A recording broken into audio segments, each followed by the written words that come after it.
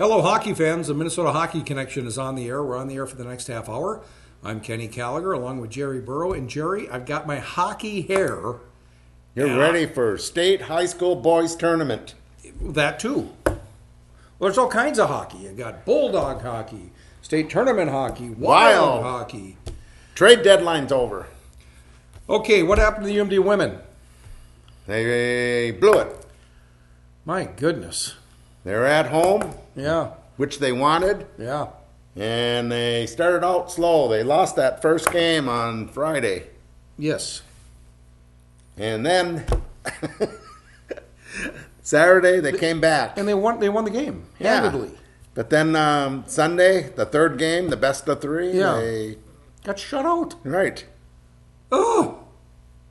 You're supposed to take inspiration from the Olympic girls that went to Korea and won gold medal. Right. And their goalie, gold medal winner. Wasn't that something? Maddie Rooney. To see that helmet that she wore and that back plate had the depiction of the aerial Duluth. lift bridge and the state of Minnesota, and it was pretty neat. And, you know, what the women did was really outstanding because, you know, you get to that situation where you're tied. You go to overtime, and then you're in the shootout. It's like, really? It's going to be decided in the shootout, and they prevailed. Right. So that was the good thing. Yeah. But my goodness, what an Olympics for the women and Rob Stauber, huh? Yeah. Pretty neat stuff. Yeah, they put their time in this year, and they went to camp early, and it proved them that doing it that way. You know, I would think that if you were to talk to Rob, he's had all the accolades. He's won, the Hobie Baker winner. You know, he's had his success at other levels of hockey, college hockey, and what have you. But this has got to rank right up there at the top for him. Right. A gold medal for your country. Right. You know, obviously he was the coach of that team and assembled that staff, and he took some heat for some of the personnel changes he made, but hey, they won the gold. What's next for Rob Stauber? Who knows? Yeah.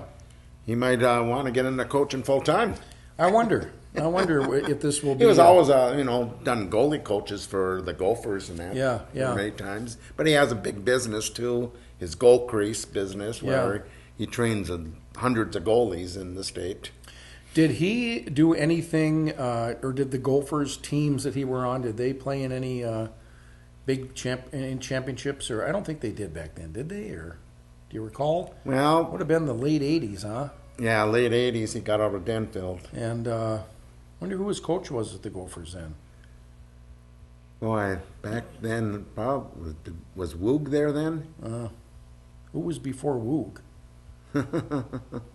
I can picture a guy with a mustache, but After I can't think Brooks, of his name. Buteau. That's what Brad I'm thinking Buteau. of. Brad Buteau.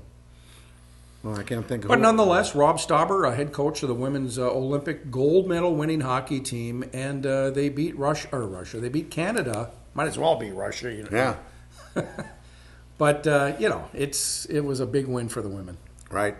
So congratulations. High school hockey, Jerry. I don't think anybody saw what was coming with Duluth East and Duluth Marshall, No. and that No. nobody saw that. I watch hockey more than anyone in this state, and I'll tell you what, you told me that, I'll tell you, you nuts. There's a ward where there's a bed opening for this mental ward. Okay, this was section 7AA. And was there any indication that it might be, what was it, 9-1? The 9-1. East beat Marshall. Just any indication that it could... Complete What domination. happened? I was down in the locker room area. Both coaches are nervous. Talked to both sides, you know, some of the assistant coaches and that. And, no, they're just nervous like normal, which you should be. You know, you might expect a 2-1, 3-2 game. Yeah, I maybe was even thinking, 5-4. You know, I thought if East was on their game, I thought they'd win like 4-2, 5-2 with an empty net. Yeah. If the East was on their game. This was total domination. Right. Yep. Now, you saw the game. Was this domination from the drop of the puck? Right. Really? Right. Wow. Marshall was never in it. I thought the first two shifts, especially the first line for East, was you can tell they were nervous, but Marshall was nervous too. Yeah. So, but right after that, Worth scored, and then it went boom, boom, boom, boom. Yeah. 4 goals the first period, game over. Jeez. You know. So what's next for East?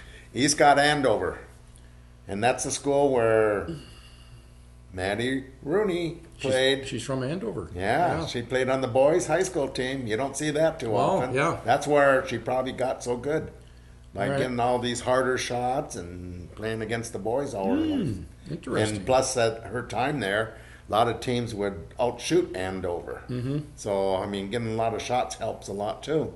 Now, what is her status? Is she? She's coming back Okay. to UMD. All right, next season. And she's got 2 more seasons. Okay, Yeah. all right. She's got 2 more seasons. All right. And most likely she'll be there. Okay, Get her so college degree. again, high school hockey, Duluth East, just totally dominant. 9-1. I saw the score and I thought, is that right? Right. So Thursday night, Amsoil Arena, 7 o'clock, Duluth East will be playing Andover. So Wednesday night, though, Hermantown in 7A is the number 1 seed. Will be going against the number 2 seed, Greenway of Coleraine. So that game is on Wednesday night at 7 o'clock. And, I mean, I'd get down there. I think there'll be 2 good games. Sure. Yeah. Is Andover, do they have a They're chance? the number 2. Yeah, they do. They do. Yeah, they only lost 5 games all season, All right. and they play a lot of these Twin City teams. Yeah. And But is Duluth East so dialed in now? Are these guys thinking this school hasn't won a championship since 1998? Right, They've it's been 20 close. years. They've been close. 20 years. But there's an anniversary in Yes, yeah, they'll be down there on the and, horizon. yeah, a lot of Okay. the kids will be. That '98 team will be in town. And Yeah. having a party, and be nice to see East go all the way. It'd be And special. I've talked to a lot of people in the Twin Cities. They like to see Edina East or Tonka and East in the finals. Wow, wouldn't that be something? So they all have to make it first. Well, sure. So let's not get ahead of ourselves. Yeah. But I'll say one thing: Andover's the number 2 seed, and it's a young team, but they're going in the right direction. They're keeping their players now. They were losing some key players to other schools, Private schools, or yeah, whatever. I mean, Sure. they're just it wasn't the program. So I see. And so now they're keeping their players. So and now their youth teams are coming into the top 10 in the state now. Yeah. And so and the area is a big family-oriented area in Andover. So it's becoming a program to be reckoned with year in and year out now. Yeah. What else? I wanted to ask you about that Denfeld-I Falls game. How close was that? The score was... It was close. yeah. Denfeld was outplaying them, but then they couldn't score in that third they period. outshot them They by- could have closed it out, but they Oh, couldn't man. do it. Yeah. And International Falls got back in it, and then they won in overtime. A bad mistake by one of the defensemen by Denfeld. Oh, boy. Now, what has I Falls done since then? They lost Hermantown. Okay. So, and that score was like 5 or 6 to 1. Let's see, I got all the scores here already. Hermantown 6-0. Wow. 6-0. And then the surprise was I thought Greenway and Virginia, the 2 and 3 seeds in 7A, and that game went 5-1. I thought that was going to be a close game, but it wasn't. But mostly, there hasn't been any big upsets. There was one 5 seed that beat a 1 seed, and that's Rochester Lords in Section 1A. Okay. And that might be the weakest section of all A class. Okay, so closer to home, Greenway and Hermantown, they play On Thursday? Wednesday night. Wednesday night. Wednesday night, 7 o'clock at Amsoil. Yeah. And then Thursday night, the AA teams, Andover and Duluth East. Now, in the past couple of years, you might say that Hermantown's going to win this game on first blush, but No. okay. No, they're not as deep in that, but they're a good team. Greenway's a good They're team, close. too. Yeah. If they play their game, they'll compete with Hermantown. Wow. But they got to play their game. Yeah. You know. But they do a lot of good things, and hey, I hope it's a good game. Yeah. Because over the years, you always see running time games, and no one wants to go to them. Yeah, So exactly. I think there'll be some people there. I think they see a I wouldn't call it an upset. I would just call it, I think there's a chance another team might be going to state for the first time in over 10 years. Well, let's stay on high school hockey. Let's talk more about maybe some Metro teams or what else you want to report. Tomorrow night, Wednesday night, down at Mariucci, two of the big games is number 1 seed Minnetonka in Class 2 and number 2 seed Holy Family are playing each other. And then the second game is Wayzata and Edina.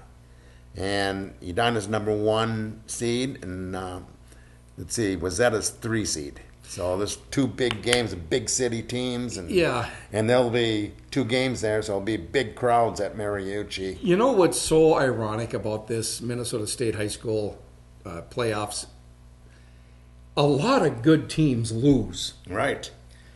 And it's pretty remarkable that you can get 2 of the 2 great teams in these playoffs, and sadly one has to go home, and who knows, any given night they could be the better team. They're kids. Well, look at Cloquet beat East and they tied them. Marshall goes out to Cloquet for the 3rd year in a row in the section playoffs and beats them pretty handily. Yeah, it was a 6-2 going in the 3rd period, and Cloquet pulled their goalie and got 2 goals. But still, and then now Marshall played a good game there, then they come down here and play a bad game. Okay, so when does the high school, when does the playoffs start in St. Paul? St. Paul starts, the AA starts next Thursday, a week from this Thursday. That'll be the 8th, and the day before, the single A play. Okay. So next week is St. Paul, XL Energy Center. Unreal. Best and time of the year. The kids just, their eyes just open up when they come into the big rink and see, like especially AA when it's a full house there. Well, you see 19,000 people watching them. I couldn't compete with any of those boys in their hockey hair. We'll see that return again. The high school hockey hair presentation is always a fun time, and so I'm sure a lot of them are ready for that. But so a good time of the year, playoffs. And one thing I can say right now, just looking at the way the playoffs are going, the seeding is done pretty good this year because it seems like a lot of the 1-2 seeds are going to be at state tournament. Yeah. So it's not any big upsets at all so far. So and it's not going to happen now. And if it hasn't happened already, it's not going to happen because now they're all down to the top teams in each section. What was it, 5 years ago when all the number 1 seeds lost in the opening round? Oh, in the opening round, yeah. I think Duluth East was in on that. Yeah. These were top teams. No one. That's another time where you think, boy, how could that happen? Yeah, that was really something. Yeah. So we're not going to see that this year? You're making a call? Or what? I'm making a call. It's not going to happen. All right. But I like to see the Edinas, Tonkas, Duluth East. If you can get those teams in there, this state tournament, if they all make it past the first round, it's going to be the best semis ever if that happens. That's coming out of my mouth. All right. So Duluth East, they're solid up front. They're solid on the back line. What about goaltending? Is that? He's been consistent, so that's what you need. Yeah. He doesn't get it. What's hard with Duluth East goaltending is they don't get enough shots during a game. Average-wise. Sure. And so, if they don't practice hard, you're not gonna. But that's the thing. During the practice, those goalies are playing. They're practicing against some of the best players in the state. And so they better go to practice like it's a real game. There you go. Goaltenders for East again are Clives and Clives. I pronounce his name wrong probably, but Hansen. Okay. Tim Cortez works with them. Oh yeah, Tim Cortez. And let's see, the first names are Parker Cleve and Hansen, Lucan Hansen. Okay. So, all right. And Cleve is the senior. Right. Okay. Right. He took over the top spot right after the holidays. And so he's been the leader on the team since the first of the year. Yeah. So.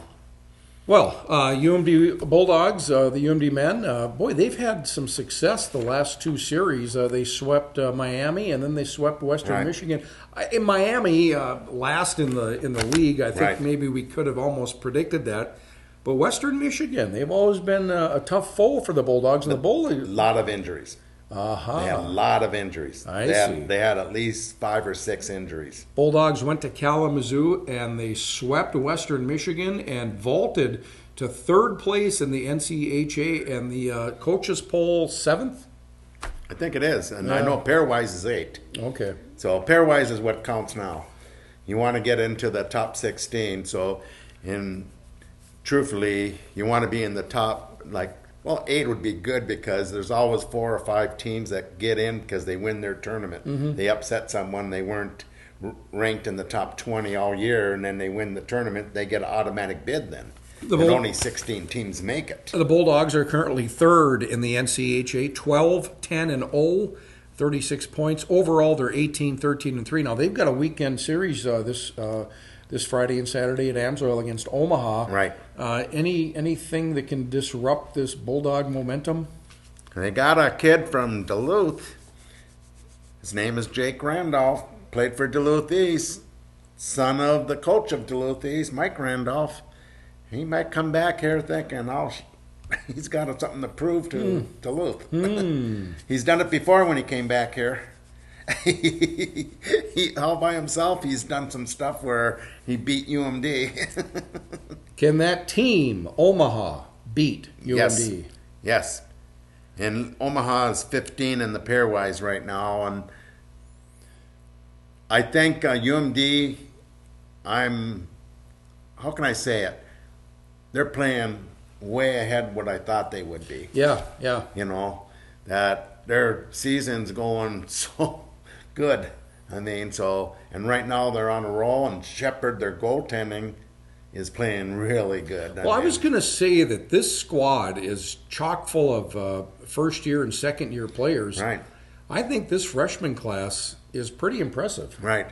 And you can tell there's a lot of role players. A lot of them, they're not going to be scorers. You can tell that. But they do their job, what they're supposed to do. Mm-hmm. Their forechecks and what they do without the puck. And, it's just, you can, if you watch it, you can see what their job is and that, Over on the WCHA side, Minnesota State, the Mavericks raised the McNaughton Cup, awarded annually to the WCHA conference champions. The Mavericks, Minnesota State, number 1. Boy, they're having a hell of a year. Yeah. They're so far ahead of everyone. Where are they in? They're number 4. Jeez. Yeah. Hastings, Coach Hastings is doing Mike Hastings is doing a heck of a job down there. Yeah. So congratulations to them, and that'll be good to see them in the NCAA regions. NCHC, St. Cloud, number 1. And also number 1 in pairwise? Yes, they are. Notre Dame's number 2. And let's see, what they got? Cornell, Minnesota State, and Denver number 5. Denver was just up in St. Cloud, and they beat them in overtime on Friday night, but then St. Cloud came back on Saturday and beat them on the big rink. I think I might have said NCHA earlier, but it is the NCHC, so right. I'm going to cover that there. Okay, you can do that. Yeah. That's right after B. Yes. So the Bulldogs playing very well. This team, boy, I'll tell you, they've surprised me all year long. They've been somewhat consistent. You look at their conference record, 12-10-0, not overly impressive, but there they sit in third place. But you got to look at this conference. The parity is that these teams are so close. To go in anywhere and win, sweep the series is so hard. You just don't see it very often. Most of the series are split or there's a tie one game, and you know what I mean? So, it's just the way it is. And so a 12-10 being over 500 in the conference, I think, is a very good team. Mm-hmm. So how do you see this shaking out after this weekend, the regular season ends? Well, I like St. Cloud State and Denver. Yeah. But North Dakota has been not doing good lately, and I wonder if they're going to drop into the second half, and UMD might even have to play them. It's possible. I mean, Yeah. but CC's playing a lot better hockey, and Omaha, I mean, they come in here and sweep. They can move up to fourth place too. So the top 4 teams get the home playoff the week after, best out of 3 series. So All right.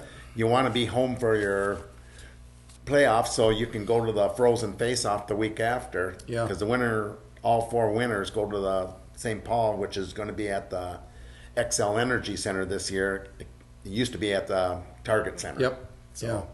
So that's a big series in that, and whoever wins that automatically gets a bid to the NCAA, and otherwise you got to be in the top 16. The Minnesota Wild made some moves here as the deadline for trading. I think it's come and gone. Yep, yesterday. Calgary claimed Chris Stewart off waivers. Right. Stewie started out so good. I think he was the Yeah. leading scorer in the first month, and then he just tailed off and was kind of silent. Right. Kept his role as a 4-line checker, Right. but he was I a thought fan favorite. He's about the only one that used his body really a lot. They don't have. I was kind of surprised at that, I was too, but the Wild apparently think that there's especially when you don't get anything for him. Yeah, they just release him, and then he Yeah. gets claimed by Right. a rival. We could meet Calgary in the playoffs. Right. They save $1 million or $1.25 million or something like that. Montreal acquires defenseman Mike Riley for a 5th-round pick in the 2019 draft. Yeah, I don't know. We'll see. Time will tell. But a lot of times when they do these trades, we seem to always get on the losing end. Riley can go out there. They give him some time on the ice, and all of a sudden, boom, he blossoms. This isn't going to be another Nick Leddy trade. I'm asking the same thing, but time will tell. Now, Leddy was up for, or traded for, I can never remember the guy's name, Cam something or other, but Barker? I think so. And boy, he just fizzled. Right. He never did showed up when he came here. So a 5th-round pick in the 2019 draft for Riley, man. Right. Yeah. But they're looking at Sealer. They maybe like what they see. Yeah, he's been pretty consistent. He has. Jonas Brodin, back from injury. Matt Prosser's been playing real well. Right. That's kind of funny. Prosser, they got him back from St. Louis, where had him up here and then had him down there, but then he wasn't playing. He wasn't dressing. Now he came back here, and right away he's been playing almost every game. Yeah. And he's a solid 5th, 6th D. Elk River kid? Yep. Yeah. In the Western Conference of the Central Division, Nashville is in first place with 85 points. Winnipeg second with 83. They play tonight, by the way. We're taping this on Tuesday, the 27th. Minnesota, third place of the Central Division. 62 games in, Jared. 35, 20, and 7. 77 points. The Wild are 7, 1, and 2 in their last 10 games. And they're ahead of Dallas, who was ahead of Minnesota just last week, maybe. Well, they're ahead of St. Louis, Colorado, and Chicago, below 500 with 62 points. Well, they went on that road trip last week, and they beat the New York teams in New Jersey. 3 games out there, and wow. That was huge. That was the first huge. time this year they went on the road and did something where the way they're supposed to. Right. The Wild won at New York on President's Day. They went to New Jersey. They won there. And then it was funny, after that win in New Jersey, Wes Walls, during the postgame, made a call. He said, Eric Stahl is going to go to the when they play the Rangers tomorrow, he's going to score 2 goals and get his 30th goal of the season. Well, he needed 3 goals to get his 30th, so he refined it. He said, I'm still sticking with 2 goals. And he did. He got 2 goals. So Wes Walls with a great call. See, that's been great pickups so far. Awesome. 2 years in a row. He's going to get, I don't forget Yeah. how many goals he had last year, but it was close to 30 last year. And then Sunday night, we watched the Wild down 2-0 to San Jose on the start of a 2-game homestand. And I thought, boy, this is going to be a big letdown. You come off a great road trip. You're trying to get every point you can. It's a conference rival, San Jose. But they chipped away. Cullen scored a goal, a nice one, too. Yep. I believe Stahl got the tying goal, and then Jared Spurgeon got that winning goal in overtime. Yeah. Wow. Yeah. That was huge. And speaking of being back east, playing the Rangers and Islanders, the Rangers traded our Minnesota own Ryan McDonough to Tampa. One of the better defensemen in the league. Well, he's going to a heck of a team. Yeah, that team, I think they're still... Number 1 in the league. Yeah. Wow, really? Yeah. Wasn't he their captain? Yeah. Jeez. So that was a big trade. Well, the Rangers, they had high expectations, but they just never lived up to it. My goodness. So the Flyers are 9-0-1 in their last 10 games. First place of the Metro Division in the Eastern Conference. 78 points for the Flyers. Former North Dakota head coach Dave Hextall. Hextall. You know, he came under a lot of scrutiny. That how's he going to be able to go to Philadelphia of all places? Never coached in pros or anything. Left college to go to the pros, and he's done very well. Right. So the Flyers, look out. Yeah. So the Minnesota Wild, again, they play St. Louis tonight. We're taping. That's a nationally televised game, by the way. So the spotlight will be on Minnesota and St. Louis tonight. And then they'll go to Arizona on Friday and Arizona on Thursday, Colorado on Friday. Two struggling teams. Colorado, right. There was a little bit of hope there, but they can't go to Colorado and lose. Right. Then they come back home for a couple games before the boys' state tournament. I think they got, is it Detroit on Sunday? Detroit on Sunday, 6 o'clock start. That's a nationally televised game. Carolina, I think. Carolina on Tuesday the 6th. Yeah. And then they'll be on the road that weekend of the state tournament. Yeah, at Vancouver and Edmonton. Yeah. So, hey, every team's looking a different way. I think New York Rangers are going back to the drawing board and starting over fresh. I think Chicago Blackhawks are going to do the same thing and start dumping players. Yeah. Start reorganizing and do it again. And Buffalo is going with youth and draft picks. They're gonna. Is Patrick Kane on the trade block? He might. I think anyone. Jonathan Toews. But they can't be traded now. The trade deadline's over. Oh, that's true. But July 1st. Off season. Yeah. To make a note of the game March 16th at Vegas. That's a 9:30 start, so hockey, late night hockey, Friday the 16th. Let's get a Vegas run. The Wild at Las Vegas, 9:30 start. We'll have hockey up until midnight on Friday the 16th. That's it. We got to go, Jerry. Check us out online, MinnesotaHockeyConnection.com. Go to our Facebook page and like us there, Minnesota Hockey Connection, and also on our YouTube channel. And final thoughts? Yeah, I'll get out to the playoff games because the winners this week go down to state, St. Paul. So this is the greatest time of the year for Minnesota high school kids, and it's just fun to watch. You know, I forgot to mention, too, that Minnesota Wild draft pick, I'm not going to try to pronounce his name. His initials are KK, so I like that. The game-winning overtime goal for Russia is a Minnesota Wild draft pick. Right. Yeah, so that was neat. All right, well, that's all we've got. We want to thank the staff at PACT-TV, where this program is produced. And we'll be back here next week to drop the puck. See you at the rink.